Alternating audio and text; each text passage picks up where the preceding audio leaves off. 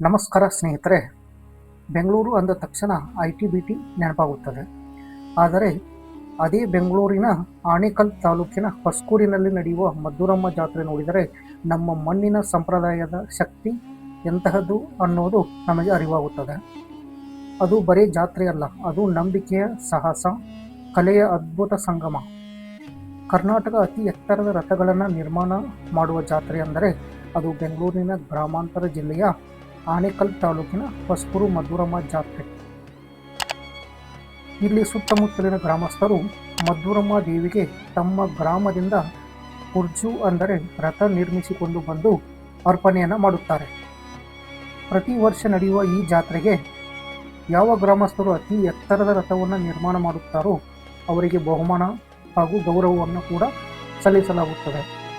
ಹೀಗಾಗಿ ಸುತ್ತಲಿನ 10-20 ಅಧಿಕ ಹಳ್ಳಿಗಳ ಜನರು ಅತಿ ಎತ್ತರದ ರಥವನ್ನು ನಿರ್ಮಿಸಲು ಪ್ರತಿ ವರ್ಷಗಟ್ಟಲೆ ಶ್ರಮಿಸುತ್ತಾರೆ. ಹೊಸೂರಿನ ಐತಿಹಾಸಿಕ ಮದ್ದೂರಮ್ಮ ಜಾತ್ರೆ ನೋಡೋಕ್ಕೆ ಲಕ್ಷಾಂತರ ಜನರು ಈ ಸಮಯದಲ್ಲಿ ಬರುತ್ತಾರೆ. ಅತಿ ಎತ್ತರದ ಕುರುಜುಗಳನ್ನು ಕಣ್ತುಂಬಿಸಿಕೊಳ್ಳಲು ಕೆಲವರು ಬಂದರೆ, ಇನ್ನು ಕೆಲವರು ಬೇಡಿಕೆ ಈಡೇರಿಕೆಗೆ ಈ ಜಾತ್ರೆಯಲ್ಲಿ ಪಾಲ್ಗೊಳ್ಳುತ್ತಾರೆ.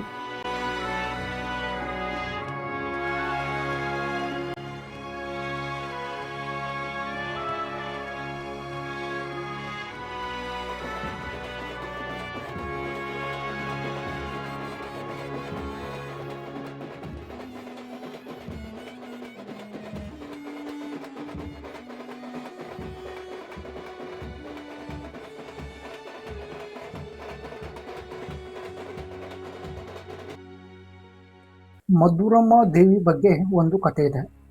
ಸುಮಾರು 6 ವರ್ಷಗಳ ಹಿಂದೆ ಒಂದು ಊರಲ್ಲಿ ಭಯಾನಕವಾದ ಮಹಾಮಾರಿ ರೋಗ ಹರಡಿತ್ತು. ಆ ರೋಗದಿಂದ ಸಾವಿರಾರು ಜನ ಸಾವನ್ನಪ್ಪುತ್ತಿದ್ದರು. ಊರಿನ ಜನರು ತುಂಬ ಸಂಕಷ್ಟದಲ್ಲಿದ್ದರು. ಆ ಸಮಯದಲ್ಲಿ ಊರಿನ ಜನರು ಎಲ್ಲರೂ ಸೇರಿ ಮದ್ದೂರಮ್ಮ ದೇವಿಯ ದೇವಸ್ಥಾನದಲ್ಲಿ ಪ್ರಾರ್ಥನೆ ಮಾಡಿದರು. ಆಗ ದೇವಿ ಅವರಿಗೆ ದರ್ಶನ ನೀಡಿ ಹೀಗೆ ಹೇಳಿದರು: ಪ್ರತಿ 2 ವರ್ಷಕ್ಕೊಮ್ಮೆ ನೀವು ರಥವನ್ನು ತಯಾರಿಸಿ ಪೂಜೆ ಮಾಡಿದರೆ ಈ ಊರನ್ನು ಮಹಾಮಾರಿ ರೋಗದಿಂದ ನಾನು ರಕ್ಷಿಸುತ್ತೇನೆ ಎಂದು ಆಶೀರ್ವಾದ ನೀಡಿದರು. ಅದರಿಂದ ಇಂದಿಗೂ ಆ ಊರಿನ ಜನ ಪ್ರತಿ 2 ವರ್ಷಕ್ಕೊಮ್ಮೆ ಮದ್ದೂರಮ್ಮ ಜಾತ್ರೆ ಮಾಡುತ್ತಾರೆ. ಈ ಜಾತ್ರೆಯ ವಿಶೇಷವೆಂದರೆ ಇಲ್ಲಿ ಒಂದು ದೊಡ್ಡ ರಥ ಮತ್ತು ಸಣ್ಣ ರಥ ಇರುತ್ತದೆ. ಈ ರಥೋತ್ಸವಕ್ಕೆ ಮದ್ದೂರಮ್ಮ ಜಾತ್ರೆ ಎಂದು ಪ್ರಸಿದ್ಧವಾಗಿದೆ.